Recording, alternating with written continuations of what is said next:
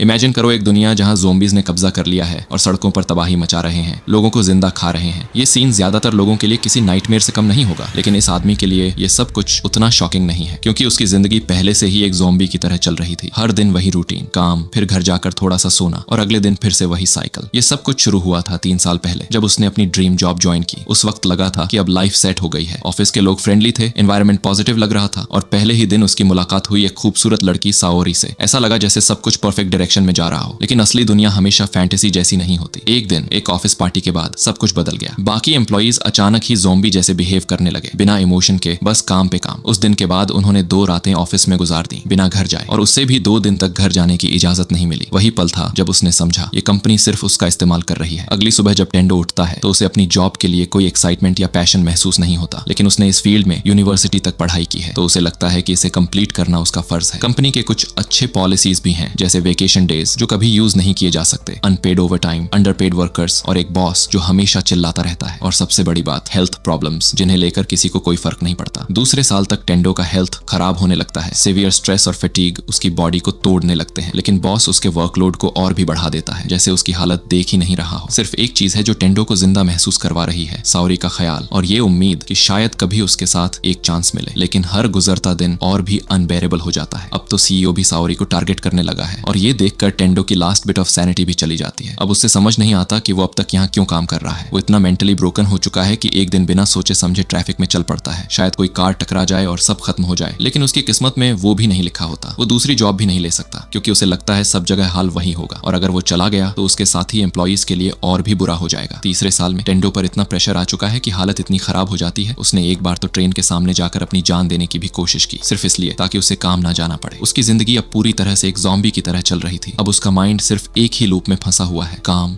काम और फिर काम। सब कुछ ब्लैक एंड व्हाइट लगने लगा है, जैसे जिंदगी में कोई रंग ही नहीं बचा। अगले दिन सुबह जब उठता है तो सिर्फ काम के ख्याल से उसे मिनी पैनिक अटैक आ जाता है। फिर भी मैकेनिकल तरीके से कपड़े पहनता है, बैग उठाता है और काम के लिए निकल पड़ता है। लेकिन जैसे ही घर से बाहर निकलता है, उसकी नजर पड़ती है मेल बॉक्स पर। एक लेटर पड़ा होता है। तब उसे याद आता है कि उसने अपना पार्किंग पास का पेमेंट नहीं किया है। वो तुरंत बिल्डिंग मैनेजर के रूम की तरफ जाता है, सोचता है कि वहां जाकर एक्सप्लेन कर देगा। दरवाजे पर नॉक करता है, कोई जवाब नहीं, लेकिन दरवाजा थोड़ा सा खुला हुआ होता है। वो धीरे से अंदर जाता है, लेकिन जो सीन सामने होता है वो कुछ और ही होता है। बिल्डिंग मैनेजर जिसका सिर किसी और के पेट के अंदर घुसा हुआ होता है। एक हॉरिफाइंग सीन। और इसी मोमेंट में टेंडो को पहली बार काफी टाइम बाद कोई रंग नजर आता है। शॉक में वो तुरंत रूम से भागता है, बिल्डिंग के बाहर जाने की कोशिश करता है, लेकिन वहां और भी ज़ॉम्बीज होते हैं। घबराहट में वो सीढ़ियों से ऊपर की तरफ भागता है, और उस मोमेंट में भी उसके दिमाग में एक ही थॉट होता है, अगर ये चला तो मैं काम के लिए लेट हो जाऊंगा। लेकिन तभी आसमान से एक प्लेन गिरता हुआ दिखता है, एकदम साइलेंट शॉक। और तब उसे रियलाइजेशन होता है वो सारे बॉसेस, वो सारी अथॉरिटी जिसने उसकी जिंदगी को लिविंग हेल बना दिया था, सब मर चुके हैं। अब उसे काम पे जाने की जरूरत नहीं है, अब उसे किसी को इम्प्रेस करने की जरूरत नहीं है। उसके जिंदगी में फिर से रंग लौट आए हैं। वो एक रूफटॉप पर बैठता है और सोचता है कि अब उसके पास फ्री टाइम है तो वो सब कुछ कर सकता है। फिर वो साओरी के बारे में सोचता है और सोचता है कि क्या वो ठीक है, और वो तैयार होता है उसे कन्फेस करने के लिए, चाहे इससे उसके लिए मरना ही क्यों ना पड़े। उसे क्या फर्क पड़ता है कि वो सीईओ की साइड चिक थी, वो मोटा बॉस जो भाग भी नहीं सकता पक्का मर चुका होगा। ये सोचकर वो अपनी साइकिल पर सवार होता है ताकि उसके घर का पता लगा सके। लेकिन जब वो वहां पहुंचता है तो वो बॉस के जूते वहां पाता है, और वो मोटा ज़ॉम्बी बन चुका होता है। तो वो इसका फायदा उठाकर सीधा बोल देता है, मैं ये जॉब छोड़ रहा हूं मोटे, और उसे खिड़की से बाहर फेंक देता है। अफसोस की बात है कि साओरी भी वहां थी, और वो भी ज़ॉम्बी बन चुकी थी। आंसुओं से भरी हुई आंखों से वो उसे दिल की बात कन्फेस करता है ताकि अंदर का बोझ हल्का हो सके, और फिर तुरंत खाने से बचने के लिए भाग लेता है। उस रात वो सोचता है कि अब उसे क्या करना चाहिए। दुनिया की इस हालत में वो कभी भी मर सकता है, इसलिए उसे इसका पूरा फायदा उठाना चाहिए। ये सोचकर वो एक बकेट लिस्ट बनाता है उन चीजों की जो उसे मरने से पहले करनी है। अगले दिन टेंडो को अपनी नरक जैसी वर्किंग कंडीशंस का एक डरावना सपना आता है, और वो चीखते हुए उठता है। लेकिन उसे राहत मिलती है जब उसे एहसास होता है कि अब उसकी दुनिया काफी बेहतर हो चुकी है, क्योंकि यह एक ज़ॉम्बी अपोकैलिप्स है और वो इसके लिए तैयार है। एक नए जज्बे के साथ जो अब उसके पास जिंदगी जीने के लिए बचा है, वो आखिरकार अपने कमरे को साफ करता है। पूरे 1 साल बाद फ्रिज से एक बियर निकालता है और उसका स्वाद पूरी तरह महसूस करता है, और ये थी उसकी पहली बियर ऑफ फ्रीडम। उसी वक्त न्यूज चैनल पर दिखाया जा रहा है कि शहर में तबाही मची हुई है, हर जगह आग लगी है और न्यूज रूम भी ओवररन होने के खतरे में है। लेकिन इस सब के बीच एक न्यूज लेडी अभी भी अपने काम पर खड़ी है, डर के बीच रिपोर्ट करती हुई। लेकिन ये सब ज्यादा देर तक नहीं चलता। ज़ॉम्बीज के अटैक के वजह से वो भी बंद हो जाता है और उसे पता है ऑब्जेक्टिवली दुनिया बर्बाद हो चुकी है। लेकिन अभी उसका बस एक ही प्लान है, बियर पीना और आराम करना उन सालों के टॉर्चर के बदले में। लेकिन जैसे ही वो फ्रिज से एक और बियर लेने जाता है, एक कड़वी सच्चाई उसका इंतजार कर रही होती है। उसके पास बियर खत्म हो चुकी है और यह आज उसके साथ होने वाली सबसे बुरी चीज है। वो सिर्फ चैन से लेटना चाहता था, लेकिन अब उसे और बियर लेने के लिए बाहर निकलना पड़ेगा और यह सफर आसान नहीं होगा। लेकिन क्या ऐसा लेजी दिन सच में हो सकता है अगर उसके पास बियर ही ना हो पीने के लिए? इसीलिए चाहे उसका दिल कितना भी आराम करने का हो, उसे ये करना ही पड़ेगा। जब वो अपने मॉरल डिलेमा में उलझा हुआ है, तभी दूसरे कमरे में एक कपल है जो इस एपोकलिप्स से काफी डरा हुआ है, जैसे कोई भी नॉर्मल इंसान होता। लड़का लड़की से कहता है, अगर हम एक और दिन यहाँ रुक गए तो शायद कोई हमें बचा लेगा। लेकिन उन्हें कोई बचाने नहीं आने वाला। लड़का बैल्कनी पर जाकर प्रार्थना करता है कि कोई भी उनकी मदद के लिए आए, और जैसे ही वो यह कहता है, उसकी नजर पड़ती है टेंडो पर, जो एक पाइप से नीचे उतर रहा होता है। लड़का घबरा जाता है और तुरंत कहता है, अंदर आ जाओ जब तक सेफ हो। लेकिन टेंडो बिल्कुल शांत है, कहता है, मैं ठीक हूँ, बस कुछ चीजें लेने सुपरमार्केट जा रहा हूँ। फिर वो कैजुअली अपने आप को उनका नेक्स्ट डोर नेबर इंट्रोड्यूस करता है। लड़का टेंडो के इस नॉनशलांट एटीट्यूड से शॉक्ड होता है। पाइप से लटका हुआ बंदा फुल चिल मोड में। फिर वो अपना नाम बताता है, कोसाका। टेंडो अब थोड़ा बेहतर करने की कोशिश करता है, और क्योंकि वो सुपरमार्केट जा रहा होता है तो कैजुअली पूछता है, कुछ चाहिए? Noodles, toilet paper? जब टेंडो अपनी साइकिल से सड़क पर हवा की तरह निकलता है तो ज़ॉम्बीज उसकी तरफ अट्रैक्ट होने लगते हैं और कुछ ही देर में उसका पीछा करने लगते हैं। उस मोमेंट में उसे एहसास होता है, अगर वो घेर लिया गया तो यहाँ उसका मरना पक्का है। लेकिन आज बियर के बिना रहना उसके लिए ऑप्शन ही नहीं है, तो यह रिस्क लेना जरूरी है। वो फाइनली एक सुपरमार्केट तक पहुंचता है, जिसके बाहर एक और साइकिल खड़ी होती है और उस पर एक कैमरा भी लगा होता है। लेकिन टेंडो इस सब पर ध्यान नहीं देता, क्योंकि उसका पूरा फोकस सिर्फ एक चीज पर है, बियर। वो दरवाजा तोड़कर अंदर घुसता है और बियर सॉन्ग गाते हुए शॉपिंग करना शुरू करता है। तभी उसकी नजर एक लड़की पर पड़ती है जो फ्रिज के पास खड़ी होती है। उस मोमेंट में उसे अपने ही गाए हुए सॉन्ग पर इंस्टेंट क्रिंज फील होता है। वो प्रिटेंड करता है कि कुछ हुआ ही नहीं, नॉर्मल रहने की कोशिश करता है, लेकिन लड़की कुछ भी नहीं कहती। और जब ऑकवर्ड साइलेंस ज्यादा लंबा हो जाता है तो टेंडो बात करने की कोशिश करता है, लेकिन लड़की बिना कुछ कहे उसके पास से गुजर जाती है। वो डेस्परेट होकर अपना कॉन्टैक्ट इन्फो देने की कोशिश करता है, लेकिन तभी फाइनली लड़की बोलती है, तुमने अपनी जान खतरे में डाल दी सिर्फ कुछ बियर्स के लिए, और ऐसे वक्त में तुमने पानी तक नहीं उठाया। और वो सोचती है कि ऐसे वक्त में जो लड़का समझदारी ना दिखाए वो सिर्फ एक बोझ है, और सबसे बुरा, उसने दरवाजा प्रॉपर्ली बंद भी नहीं किया। अब ज़ॉम्बीज अंदर आ रहे हैं। टेंडो लड़की को बचाने के लिए उसके सामने आने की कोशिश करता है, लेकिन लड़की उसे पीछे खींच लेती है और तभी एक ट्रक दीवार तोड़कर अंदर घुस जाता है और ज़ॉम्बीज उससे बस एक जबरदस्त इत्तेफाक से कुचल जाते हैं। टेंडो इस इंस्टेंट मिरेकल से बच जाता है, लेकिन वो इससे कुछ वैल्यूएबल सबक भी सीखता है। रिस्क एनालाइज करने से पहले कुछ मत करो और दरवाजा हमेशा बंद रखो। वो उम्मीद करता है कि वो लड़की से दोबारा कभी मिले, लेकिन अभी टाइम नहीं है इमोशनल कनेक्शंस के लिए। उसके साइकिल ट्रक के नीचे आकर बर्बाद हो चुकी है और अब ज़ॉम्बीज उसकी तरफ बढ़ रहे हैं। भागने का कोई रास्ता नजर नहीं आता, लेकिन तभी उसकी नजर एक स्कूटर पर पड़ती है। उसका नया भाग निकलने का जुगाड़ मिल गया है। राइड अपग्रेड हो चुकी है और इस नए मोड में उसके दिमाग में एक ख्याल आता है। अपोकलिप्स शुरू होने के वक्त रश आवर थी, तो सड़कों पर हजारों छोड़ी गई गाड़ियां होंगी जिनमें शायद अभी भी कीज हो। शायद मुझे इससे भी बेहतर कुछ मिल जाए। और जैसे ही वो यह सोच रहा होता है, उसकी नजर कॉर्नर में पड़ती है और अब उसके पास एक धमाकेदार गाड़ी है। वो फाइनली अपने अपार्टमेंट तक पहुंचता है और कोसाका के फ्लैट पर रुकता है, लेकिन जो वहां उसे मिलता है वो सिर्फ एक खून से लथपथ मंजर होता है। और उस पल उसे लगता है शायद वो कोसाका से दोबारा कभी मिल नहीं पाएगा। उस रात उसके दिमाग में एक बात घूमती है, कभी भी कुछ भी हो सकता है, लेकिन अगर ऐसा है तो भी वो पूरी तरह से जीना चाहता है और वो सब कुछ करना चाहता है जो काम के चक्कर में कभी नहीं कर पाया। वो गहरी सोच में डूबता है और लिखता है एक लिस्ट, एक प्लान, सब कुछ जो वो करना चाहता है। अगले दिन हम लड़की को एक पेंट हाउस में देखते हैं। वो अपनी सुबह की रूटीन शुरू करती है, 10 किलोमीटर ट्रेडमिल पर दौड़ती हुई ज़ॉम्बी अपोकलिप्स को सर्वाइव करने के लिए पूरी तरह सीरियस अप्रोच के साथ। वो ज़ॉम्बीज के मूवमेंट का एनालिसिस करती है, लेकिन उन्हें ऑब्जर्व करने के लिए उसे नीचे जाना पड़ता है ताकि वो डेटा कलेक्ट कर सके। इसी वजह से वो पहले सुपरमार्केट गई थी, जहां उसकी मुलाकात टेंडो से हुई थी। वो पहले से ही मार्केट में क्रैश हुआ ट्रक और टेंडो का एनालिसिस कर रही है। फिर वो टेंडो के फुटेज देखती है जो उसने रिकॉर्ड किया था और सोचती है कि शायद उसका तरीका भी कुछ कम नहीं। दूसरे सर्वाइवर्स के बीच एक छोटी लड़की अपने पापा की मौत पर रो रही है। क्लब मैनेजर उस लड़की को संभालने की कोशिश करता है और कहता है तुमने अब तक बहुत अच्छा किया है। लेकिन जब वो बात कर रहा होता है तब उसका एक आदमी आता है और बताते हैं कि ज़ॉम्बीज वापस आ गए हैं। मैनेजर लड़की से कहता है तुम्हें कुछ करना होगा और मैं वापस आऊंगा। वो लोग बाहर निकलते हैं एक धमाकेदार तरीके से ज़ॉम्बीज का सामना करने के लिए और क्लब में बचे लोगों की रक्षा करने। इस बीच टेंडो अपनी नए मोटरसाइकिल के साथ अपनी बेस्ट लाइफ जी रहा होता है। वो शिंजुकू डिस्ट्रिक्ट आता है अपने बेस्ट फ्रेंड केंचो को ढूंढने के लिए। कुछ टाइम पहले टेंडो एक कूल बियर्ड उगाने की कोशिश कर रहा था, लेकिन जल्दी करने के चक्कर में मार्कर से ड्रॉ करने लगा जो बिल्कुल वैसा नहीं दिखा जैसा वो चाहता था। फिर उसने बियर्ड हटा दी और शेव कर लिया। वो सोचता है आज क्या करूं, तभी उसे पता चलता है कि उसके उसका फोन मैसेज रिसीव कर रहा है। वो खुशी से झूम उठता है, मतलब इंटरनेट फिर से चल पड़ा है। पिछले 3 साल से जब से वो काम शुरू किया है उसके पास अपने पुराने दोस्तों से बात करने का मौका नहीं था। अब वो उनसे कैच अप करना चाहता है। वो अपने सब दोस्तों को मैसेजेस भेजता है और रिप्लाईज का इंतजार करता है, लेकिन धीरे धीरे उसे समझ आता है इंटरनेट इसलिए चल रहा है क्योंकि नेटवर्क ट्रैफिक बहुत कम है। इसका मतलब है उसके ज्यादातर दोस्त अब नहीं रहे। ये सोचकर उसका मन थोड़ा भारी हो जाता है। उसने अपने सारे वो साल दोस्तों के साथ हैंग आउट करने के बजाय बस ओवर टाइम काम करते गुजारे, जो कितना बेकार था। वो अपने कॉन्टैक्ट्स स्क्रॉल करता है और अपने एक दोस्त केंचो को देखता है। उसे पता है कि केंचो एक फाइटर है, इसलिए उसके लिए यह सोचना भी नामुमकिन है कि वो ऐसे ही मर जाएगा। इस बीच केंचो बस यूं ही मरने वाला था। वो इस कमरे में 3 दिन से फंसा हुआ था, सिर्फ पानी के साथ, और हॉलवे ज़ॉम्बीज से इतना भर गया था कि उसके पास भागने का कोई रास्ता भी नहीं था। और सबसे बड़ी बात, वो इस ज़ॉम्बी औरत के साथ फंसा हुआ था। वो वहां बैठा था, सोच रहा था कि शायद यही उसकी जिंदगी का अंत है। उसकी जिंदगी उसके सामने फ्लैश हो रही थी और उसे टेंडो के साथ कॉलेज के दिन याद आ रहे थे। उस वक्त टेंडो ने एक्चुअली केंचो को कॉल किया था और वो कॉल देखकर केंचो बहुत शॉक्ड हुआ। टेंडो ने उसकी लोकेशन पूछी और केंचो बताता है कि वो शिनजुकू में है, लेकिन टेंडो के लिए वहां तक पहुंचना मुश्किल था, बिना ज़ॉम्बीज के चक्कर में खाए जाए। फिर भी यह बात उसे रोक नहीं पाई, इसलिए टेंडो शिनजुकू की तरफ निकल पड़ा। रास्ते में उसे याद आता है कि वो केंचो से ड्रिंक्स पर मिलता था, लेकिन असल में केंचो एक सक्सेसफुल रियल एस्टेट कॉन्ट्रैक्टर था, अच्छी सैलरी, बॉसेस का प्रेज और एक सच्ची लव लाइफ के साथ। केंचो ने एक बार टेंडो से कहा था कि शायद उसे अपनी जॉब छोड़ देनी चाहिए, लेकिन उस वक्त टेंडो इतने गहरे रैबिट होल में था कि उसे यह बात समझ नहीं आई और वो उस पर गुस्सा हो गया। उनकी छोटी सी हैंग आउट जल्दी खत्म हो गई। टेंडो कभी माफी नहीं मांग पाया और अब वो तैयार है ये करने के लिए। इस बीच पहले वाले मैनेजर को अपने फाइनल मोमेंट्स का सामना करना पड़ा था। जब ज़ॉम्बीज धीरे धीरे उसके पास आते, वो मौत का इंतजार कर रहा था, लेकिन एक दरवाजे से आने वाला कार का हॉर्न उसके लिए काफी था। ज़ॉम्बीज डिस्ट्रैक्ट हो गए और वो बच गया। ये हॉर्न आवाज उन ज़ॉम्बीज को भी अट्रैक्ट करती है जो केंचो को उसके कमरे में पकड़ कर रखे थे, इसलिए केंचो फाइनली अपने बंधन तोड़कर आगे बढ़ पाता है। जब वो देखता है कि ज़ॉम्बीज थोड़ी दूर चले गए हैं, तभी टेंडो आकर चिल्लाता हुआ माफी मांगता है कि उसने पहले केंचो की एडवाइस नहीं मानी और जलन की वजह से दूरी बनाई। लेकिन उनकी यह चिल्ला पुकार ज़ॉम्बीज को फिर से अट्रैक्ट कर देती है और दोनों को रूफटॉप पर जाना पड़ता है। वहां पहुंचकर उन्हें यह समझ आता है कि ज़ॉम्बीज उनके पीछे आ गए हैं, मतलब अब वो फंस चुके हैं। केंचो सोचता है कि शायद ये उनका अंत है, लेकिन टेंडो उसे यूं ही हारने नहीं देता। टेंडो कहता है कि उन्हें रूफटॉप्स के बीच जंप करना होगा। केंचो को यकीन नहीं होता कि वो इतना बड़ा जंप कर पाएगा। टेंडो पहले कूदता है और सफल होता है। अब केंचो की बारी है और वो भी टेंडो से माफी मांगता है कि उसने पहले जलन का एहसास कराया था। सच ये है कि वो अपनी जॉब से नफरत करता था, एक ऐसा धोखेबाज जो लोगों को बुरे कॉन्टेक्ट्स में फंसाता था। इसीलिए वो अच्छी चीजों का मजाक उड़ाता था ताकि अपने गिल्ट से बच सके, लेकिन असल में वो हमेशा से एक स्टैंड अप कॉमिक बनना चाहता था। टेंडो उसे कहता है कि अभी भी देर नहीं हुई है और केंचो को एहसास होता है कि अब गिव अप करने का वक्त नहीं है। वो दौड़ता है, कूदता है और किसी अजीब वजह से रास्ते में अपने सब कपड़े उतार देता है। जंप पूरा नहीं होता, इसलिए वो एक ऊंचे किनारे से लटक रहा होता है, लेकिन टेंडो उसे टाइम पर पकड़ लेता है। सबसे बड़ी तकलीफ तब होती है जब सीधा बॉल्स पर लगती है। फिर दोनों रात भर बिल्कुल नंगे होके पीते हैं, जैसे हर असली होमी करता है। अगले दिन टेंडो छत पर ज़ॉम्बी वीडियो गेम खेल रहा होता है, लेकिन जैसे ही वो गेम में मरता है और वो तुरंत वापस उसी झूले पर लौट जाता है जहां पहले लेटे हुए था। केंचो उसके लिए खाना बना रहा होता है और ये खाना टेंडो के लिए अब तक की सबसे बेस्ट चीज होती है जो उसने कभी टेस्ट की है। भले ही वो खाने से काफी खुश हो जाता है, लेकिन कहता है कि केंचो तो हर काम में ही एक्सपर्ट लगता है, इसीलिए तो वो हमेशा लड़कियों में पॉपुलर रहता है। लेकिन केंचो कहता है कि ऐसी कुकिंग स्किल्स तो नॉर्मल है और टेंडो की कमी शायद इसलिए है क्योंकि उसकी लव लाइफ कभी सेट ही नहीं हुई। टेंडो कसम खाता है कि वो आज किसी से डेट करेगा, लेकिन उसके ऑप्शंस इतना कहना ही काफी है कि वो बिल्कुल भी ठीक नहीं लगते। बाद में केंचो टेंडो की लिस्ट देख रहा होता है। वो थोड़ी अनरियलिस्टिक लगती है। सीरियसली क्या चांसेस हैं कि वो एपोकलिप्स के टाइम एक फ्लाइट अटेंडेंट से मिले और उससे भी ज्यादा कि उसे वाइन और डाइन करने का चांस मिले। इसके लिए तो प्रॉपर कॉस्मिक अलाइनमेंट और एक मिरेकल चाहिए, लेकिन फिर भी टेंडो वही करेगा जो उसका दिल चाहता है, चाहे वो कितनी भी अनरियलिस्टिक क्यों न लगे। केंचो कहता है कि ठीक है, लेकिन लिस्ट में तो अभी तक 100 चीजें भी नहीं है। तो केंचो अपना एक ड्रीम ऐड करता है, स्टैंड अप कॉमिक बनने का, और इसके चक्कर में टेंडो को भी ये करना पड़ेगा। लेकिन क्योंकि टेंडो ने उसकी जान बचाई है, केंचो किसी भी चीज के लिए रेडी है, जो भी टेंडो सोच सकता है। ये बात सुनते ही टेंडो पूछता है, क्या हम मॉल जा सकते हैं मेगा फ्लैट स्क्रीन टीवी लेने के लिए? तो वो दोनों बाइक में बैठकर निकलते हैं टीवी लेने, लेकिन वहां पहुंचने से पहले उन्हें एक फ्लेमिंग डेड एंड मिलता है। वहां एक फायर फाइटर भी ज़ॉम्बी बन चुका होता है और चीजें और भी बुरी हो जाती हैं जब एक ट्रक उनकी तरफ आ रहा होता है। केंचो बिल्कुल फ्रीक आउट कर रहा होता है। टेंडो को फ्लैशबैक आता है बियर रन के वक्त क्या हुआ था, और तभी उसके दिमाग में टैंकर जंप करने का एक क्रेजी आइडिया आता है। हाँ, क्रेजी आइडिया है, लेकिन केंचो कोई बेटर आइडिया नहीं दे रहा होता। वो टैंकर के ऊपर से कूद जाते हैं, लेकिन पीछे से टैंकर फट जाता है, जैसे किसी आग के भंडार में धमाका हो गया हो। आग इतनी तेजी से फैलती है कि उन्हें अंडरग्राउंड मॉल में घुसना पड़ता है सिर्फ जिंदा बचने के लिए। लेकिन अंदर हर तरफ ज़ॉम्बीज ही ज़ॉम्बीज हैं और बाहर जाने का कोई रास्ता नहीं। तो दोनों बिना सोचे समझे मोटरसाइकिल से कूदते हैं और एक पास के स्टोर की तरफ भागते हैं जिसका दरवाजा थोड़ा सा खुला होता है। ज़ॉम्बीज उनके पीछे होते हैं, लेकिन वो स्टोर के अंदर घुस जाते हैं और दरवाजा जोर से बंद कर देते हैं एक जंबी की उंगलियों पर। और तभी एक फ्लैशलाइट जलती है। दोनों मुड़कर देखते हैं और सामने खड़ी हैं 3 लड़कियां और एक आदमी जो डर के मारे चुप है। वो लोग पहले थोड़े डिफेंसिव होते हैं। उन्हें डर होता है है कि कहीं टेंडो और केंचो इन्फेक्टेड तो नहीं, लेकिन जब दोनों कहते हैं कि वो सेफ हैं, केंचो खुशी से झूम उठता है। वो लड़की समझ नहीं पाती कि केंचो इतना खुश क्यों है जब सबके आसपास ज़ॉम्बीज भटक रहे हैं, लेकिन कम से कम ये एक कन्वीनियंस स्टोर है और एक बात तो पक्की है, वो लोग जल्दी भूखे नहीं मरने वाले। अगर उन्हें इस सिचुएशन से निकलना है तो ये बात क्लियर है, ये काम होश से नहीं दिमाग से होगा। सब लोग स्टोर के अंदर कुछ स्नैक्स और बियर्स ढूंढने लगते हैं और फिर एक जगह बैठकर उसे शेयर करना शुरू कर देते हैं। तभी एक लड़की कैजुअली पूछती है, क्या आप दोनों अपना इंट्रोडक्शन दे सकते हो? केंचो चिल मूड में अपना नाम बताता है और टेंडो का भी, लेकिन कोने में बैठा हुआ आदमी अभी भी उलझन में दिखता है। वो लड़कियों की तरफ देखकर पूछता है, तुम सब एक दूसरे को जानती हो? लड़कियां थोड़ा टेंस होकर इंट्रोड्यूस करती हैं। मैं राइका हूँ, ये माकी है और ये युकारी। केंचो इंटरेस्ट लेकर पूछता है, तुम लोग एक दूसरे को कैसे जानती हो? राइका जवाब देती है, हम साथ काम करती हैं, हमारी फ्लाइट जस्ट जापान में लैंड हुई थी, मतलब फ्लाइट अटेंडेंट्स। और तभी यह सब शुरू हो गया। केंचो की आंखों में चमक आ जाती है फ्लाइट अटेंडेंट्स सुनकर, और उसी मोमेंट पर टेंडो को रियलाइजेशन हिट करता है, ये है